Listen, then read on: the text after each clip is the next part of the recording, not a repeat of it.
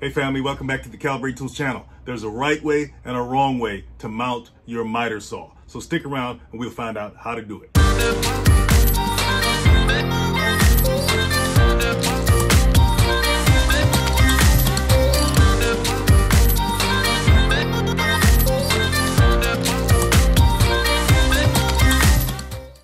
Okay, so you got a brand new miter saw. You can't wait to slap some wood in there and start chopping away, right? But what do you got to do first? A lot of DIYers make this mistake because they're so excited just to get to work on it, but they forget to secure it to the surface. And that could be a recipe for disaster. The first thing you want to do is decide where you want to put your miter saw. Is your miter saw a sliding miter saw like this one?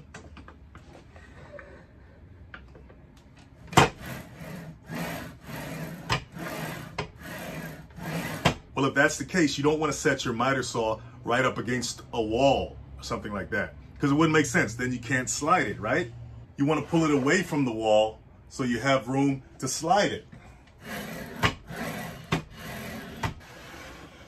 And make sure that you place it in an area that you have enough room on each side of the miter saw to place a long board like this one on. If you place it between something, guess what? You can't place a long board on it. So make sure that you have ample room on each side that will allow you to do that. Okay, so now you figured out where to put your miter saw. You got enough room on the sides to cut those very long boards you're about to cut for that project. You got enough room in the back. You're not all the way up against the wall. You got enough room to slide your miter saw back and forth. Assuming this is going to be the permanent place for your miter saw for the time being, the next thing you got to do is secure it to the surface. A wooden surface is probably best, but you can also secure it to a metal table as well. You would just have to use self-drilling screws or self-tapping screws instead of wood screws. So the miter saw has 4 legs. Got one here, one there, one here, and one over there. And on the top of each foot, you're gonna see these holes. This bigger hole is for the rubber padding for the miter saw. Let me show you what I'm talking about. So this is the rubber pads that stick in the bigger holes, okay? So it won't damage the surface. But then you got the smaller hole. That's the underside of it right there. That's it right there. When you're fastening it to your surface, whether it's wood or metal, you're gonna take your screw. This screw is about 2.5 inches long. I don't think you need anything longer than that. And put it in there. But before you put it in there, you're gonna put a washer over it, like that. Then place your screw in there.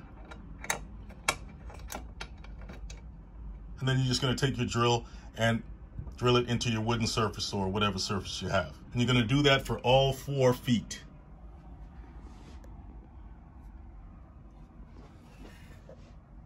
But you can remove these pads if you wanna use a bigger screw, right? Because whatever surface you're putting it on, you're gonna be ruining that surface anyway, right?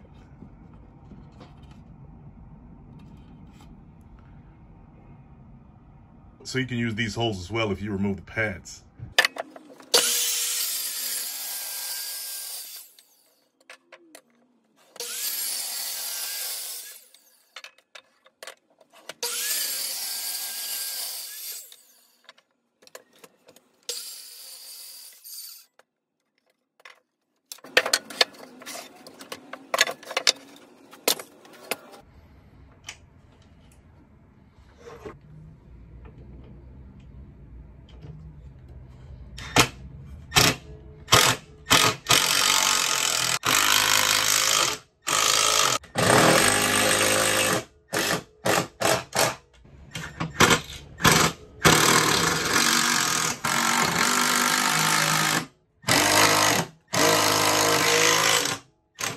All right, so that's how it's gonna look when you mount your miter saw to a surface, in this case, a wooden surface. I didn't do it to the table because I used this table, so that's why I went through all of that with some scrap wood just to show you guys how it would look after you mount the saw.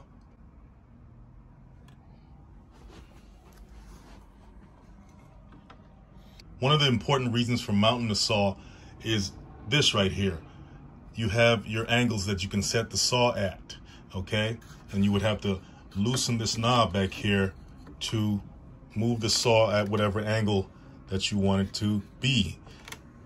If you're doing that and it's not mounted, you're probably gonna have to deal with the saw tipping over or moving around, and that's not good. With it mounted on a stable surface, it just makes making all those adjustments that much easier.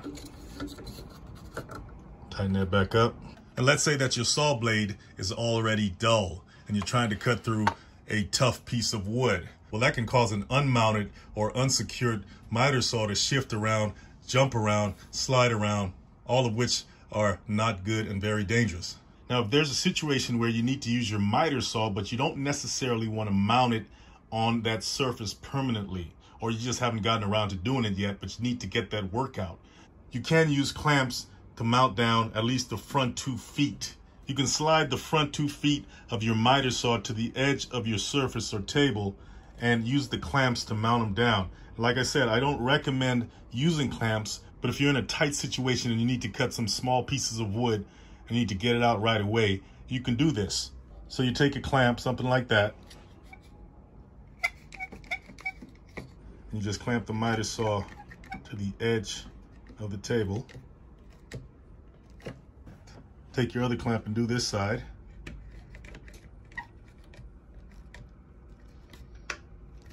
And that should keep your miter saw pretty firm, okay?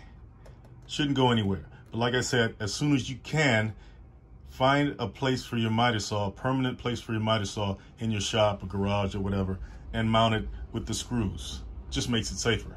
Now, of course, with this clamping method, the way the clamps are designed, you only have so much room to place your wood, so you can't place a bigger piece of wood in there. So your wood has to be smaller than this width here, this distance.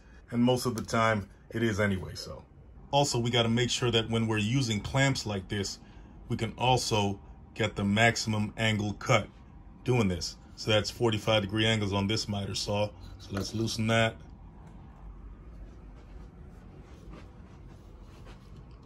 Bring it all the way down.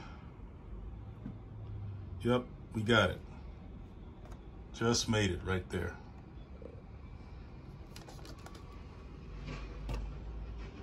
And since we're on the subject of clamps, a lot of people want to know, should I clamp my material in the miter saw? Of course you can clamp it, it's recommended. But should you clamp one side or both sides of your material? Well, you should only clamp one side, and that should be the left side. You don't want to clamp both sides of your material because that can cause the blade to bind in the wood or spin in the wood. The right side of your material or wood is the waste side. That means that's the side you don't want. It's going to fall off. You don't want to prevent that falling off in any form of fashion, or that separation. If two sides are clamped, that's putting more tension on the blade. And if the blade is bowed, that's even more tension because now it's pinching the blade at a slight angle. So you always want to leave this side free of any clamping or any tension of any sort. All right, guys, so we covered some major tips on how to mount your miter saw correctly without having to kick yourself for not doing it right. Feel free to let us know if you got any more useful comments and tips so we can help everybody that watches this channel. Don't forget to hit the like, subscribe, and share it to everybody you know, and I'll see you in the next one.